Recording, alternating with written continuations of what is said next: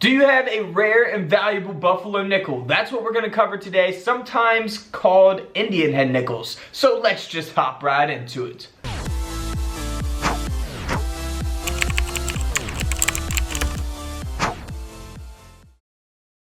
Alright guys, welcome back to Couch Collectibles. Hope you guys are having an awesome day. In today's video, we're going to look at some buffalo nickels that are worth money. We'll show you things that can give these coins some value. So don't forget to go check out all the other coin and collectible videos here on the channel. Alright, let's go. Starting off first with the 1920 buffalo nickel. Alright, so this first coin here has a die break, which is also referred to as a cud in the coin community. Now, this coin is very worn down. You know, it's not in the best condition by any means. You can, very faintly see the date 1920 there. But this does have a cud here on the reverse. So we can see that there on top of the word cents. Now, it goes through the N, it's over the T and the S. So you can't see the T and the S there. That is a cud. Now, you can look for cuds on all kinds of different coins, even modern coins. Not just buffalo nickels, but they could be much larger than this. They could be, even smaller. This is pretty small, but not the smallest.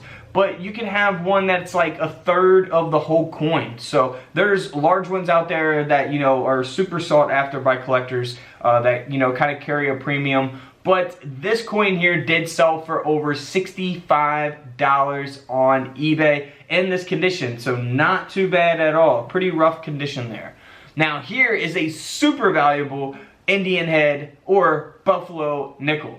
Alright, so this is the 1920D Buffalo Nickel graded by PCGS at a mint state 65 plus. That is where all of the value for this coin is, in the condition and the grade. So the higher the grade, the better the condition, the more valuable that these coins can be. So there's probably not many of them out there for the 1920D or some of the other ones that exist at this grade or higher. So when there's only a few at this grade, that will increase the demand and ultimately increase the value for this coin because, top collectors want to have the highest grade in their collection, so they're willing to pay that premium. Now we see the D mint mark here at the bottom of the coin on the reverse of the coin for anyone that's new and are not familiar with where the mint mark placements are. Now like I said, if you have one of these coins, it's all worn down, scratched up, it doesn't have any errors, it's not really going to be worth much. However, in this condition, this coin sold for over $20,000.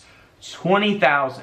Now, here's an example to compare it to. This is a 1920 D mint mark graded at a very fine 35 that sold for around $160. So, $160 to $20,000, big difference there. So for the 1920D, they did produce over 9.4 million of those coins. For the 1920 no mint mark, 63 million. And for the 1920 S mint mark, 9.6 million. So the S and the D mint mark are, lower minted for the year 1920. They're not like the lowest minted buffalo nickel, but I'm just focusing here on the 1920 first.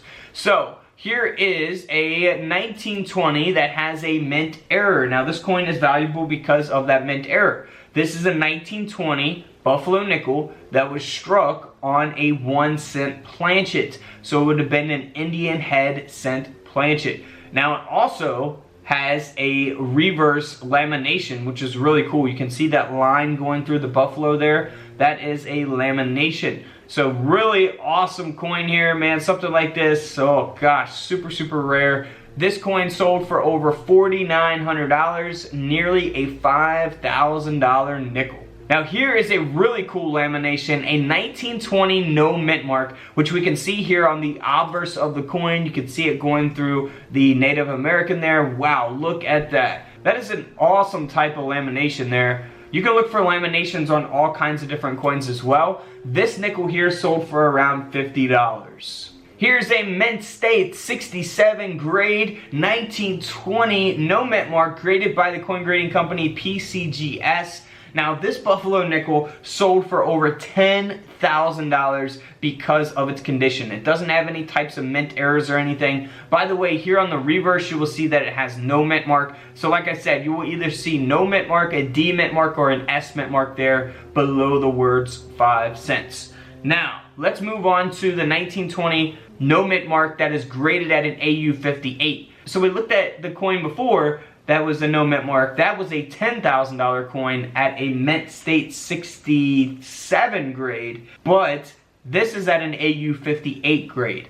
And this coin only sold for around $30. So a huge difference there in prices based on the condition of the coin. So keep that in mind. Don't grade these coins, you know, if they're worn down or anything, or, you know, if they're not going to be a mint state grade. You have to look up the grades, the grade populations, things of that nature, which I've shown in a video to really determine if you should grade your coin or not. Or if you guys want to become a member, all you have to do is press the blue join button here on my YouTube channel, and you guys can join, become a level 2 member, and you guys can send me pictures of your coins, up to 10 different coins a month for review, and I'll let you guys know if you should get your coins graded or not, or, you know, a value or different types of errors, things like that. So feel free to check that out. Now here is a 1920 no mint mark that was struck off center. So off centers you can look for on all kinds of different coins as well. This particular coin sold for over $1,100, so can't beat that. $1,000 nickel there. Now here is the 1920S. So same thing with this. This has a high grade mint state 65. It does not have any types of errors. All of its value is in the grade. This coin sold for over $44,000. And once again, we do see that S mint mark there below the words 5 cents. Now, if we compare that, again, to a lower graded example, here is a 1920S that is graded at a very fine 30. This coin only sold for around $115 in comparison to a $44,000 coin. And actually, I think you could probably get these coins on eBay, probably a lot cheaper. But, you know, this is graded very fine 30, 115 bucks. Now, here is a 1920S that has been double struck, with the second strike being 80% off center. Look at that. That is amazing. This coin here sold on Heritage Auctions for over $8,000. So we have that double strike with it being off center. Just amazing, man. Something like that, super rare. $8,000. Now here's some other Buffalo nickels that are worth money. Now something you want to look for on your 1918 Buffalo nickels is the 8 over the 7. So in this image we can see that 7 underneath the 8. If we want to look at a different image, here is kind of showing you where that 7 is going to be underneath the 8.